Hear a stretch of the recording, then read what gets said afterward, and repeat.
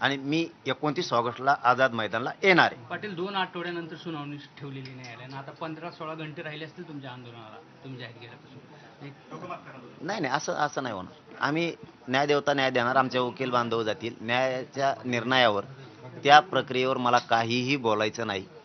न्याय प्रविष्ट येते आता, त्याच्यामुळं आमचे बांधव वकील बांधव सगळे जाणार आणि परवानगी मान्य न्यायदेवता देणार. समजा 2-3 दिवस लांबली समजा कोर्टानं काही न्यायदेवतेवर मी बोलणार नाही, पण सरकारला सांगतो मी उद्या येणार आहे.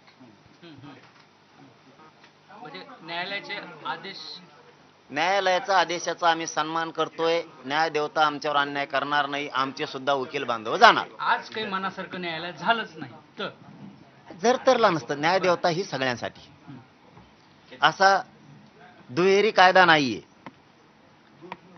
सन्मान जनतेच्या मागण्याचा, जनतेच्या भावनेचा आणि कायदेशीर मागण्याचा, आंदोलन करण्याचा अधिकार प्रत्येकाला आहे. न्यायदेवता तो अधिकार आम्हाला देणार आहे, हिसकून घेणार नाही.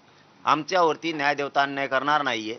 आम्हाला सुद्धा कायद्याच्या मार्गाने लढण्याचा अधिकार आहे, संविधानाने दिलेला अधिकार आहे. त्या अधिकाराप्रमाणे आम्ही लढणार आहेत आणि न्यायदेवता 100% न्याय देणार आणि आमचे वकील बांधव न्यायालयात जाणार. पाटील, आझाद मैदान सोडून दुसरीकडे परवानगी आहे, पण आझाद मैदान का नाही? असा अन्याय सरकारने करायला नाही पाहिजे एखाद्या मराठा समाजाच्या गोरगरिबांच्या लेकरांवरती. तुम्ही कितीही प्रयत्न केले, आरक्षण फडणवीस साहेब मी घेणार आहे, मुंबईला येणार आहे. उद्या 7 वाजता, उद्या 27 तारखेला 10 वाजता आम्ही सगळे मराठी मुंबईकडे कूच करतोय. यापूर्वी आधी परवानगी मागितली होती का? तशी सरकारनं परवानगी दिली होती का आझाद मैदानासाठी? सगळं मागितलेलं आहे. तिथल्या टीमा सगळे काम करतात. व्यासपीठ उभारायचं काम